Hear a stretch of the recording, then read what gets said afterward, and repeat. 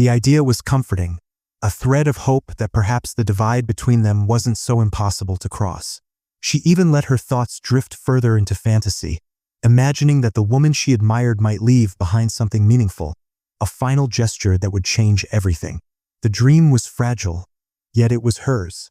It was something to hold on to in moments when reality felt too small, too ordinary.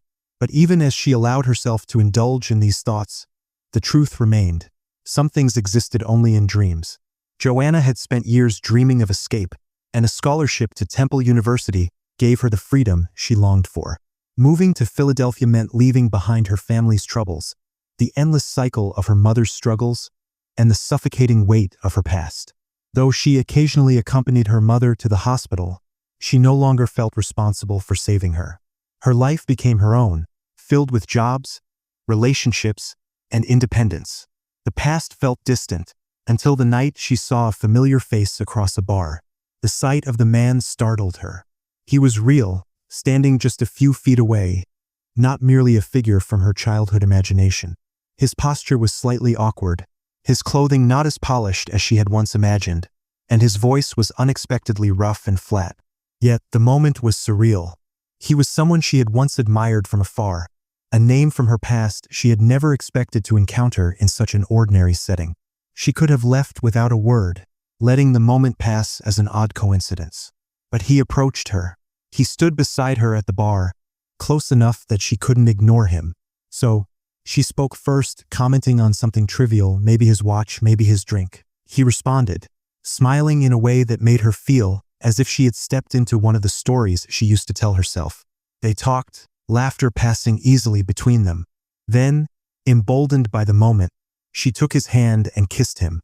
He hesitated only for a second before kissing her back, and when she pulled away, they were both grinning. Later that night, her roommate questioned her about her sudden attraction to someone so unremarkable in appearance. Joanna's only answer was that he was an old friend. That was the only way she could explain it. But it didn't end there. He called later that week, and soon they were inseparable. After 3 months, Joanna decided to tell her mother about him, feeling that this was one of the most significant moments of her life. Her mother's reaction was unexpected.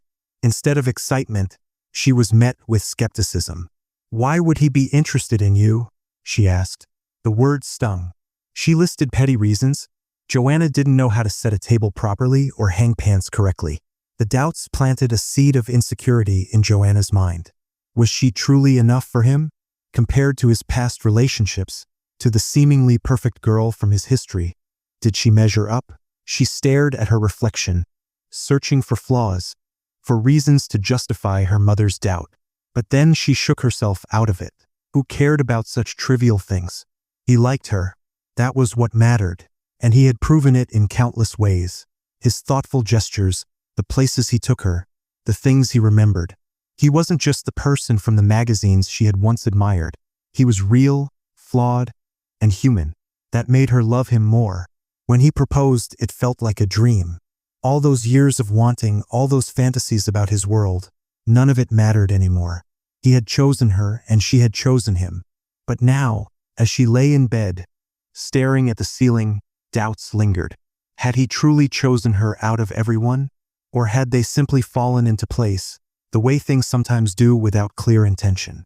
2 days had passed since their last conversation about his family, and she was still unsettled.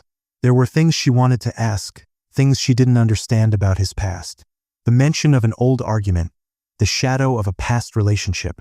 Questions filled her mind, but she didn't know how to voice them. She wasn't sure if she even wanted the answers. She looked out the window at the quiet, orderly neighborhood they now called home. It was nothing like the chaotic place where she had grown up. Everything here was carefully planned, down to the perfectly maintained lawns and the decorative street names that symbolized American ideals. Yet, beneath that perfection, there were cracks. Empty houses left abandoned, promises of new beginnings left unfulfilled. She couldn't help but wonder if, in some way, her life had followed the same pattern. The woman turned her attention from the box to the kitchen, her gaze settling on a large package near the fridge. Inside, she found a wedding gift, a sleek mixer still tucked in its original packaging. She placed it on the counter, considering making cookies to lift her mood. But before she could start, a sound from the backyard caught her attention. Peering outside, she saw a group of women gathered in their respective yards. Nearby, 2 children played in a large sandbox that extended across multiple properties. The sight of them triggered something inside her, an urgency to present herself properly. She rushed upstairs, quickly fixing her hair and changing into a fresh outfit before stepping outside to introduce herself. She greeted the women with a smile, hoping for warmth in return. She introduced herself, mentioning that she and her husband had recently moved in. But the response was lukewarm. One of the women acknowledged her only briefly, mentioning that she had seen a moving van earlier. Dressed in a coordinated workout outfit, she seemed the type to be ready for exercise at any moment. Another woman stood beside her, appearing less than enthusiastic about the new introduction. Curiosity flickered in their eyes when the woman mentioned her last name, prompting a question about possible family connections. She explained her husband's lineage, but there was no spark of recognition, no welcoming gesture, no invitation for coffee or dinner. The silence that followed felt pointed, a barrier she couldn't quite break. Desperate to fill the gap, she complimented their children. One of the women smiled slightly, introducing the kids by name before asking if she had any of her own.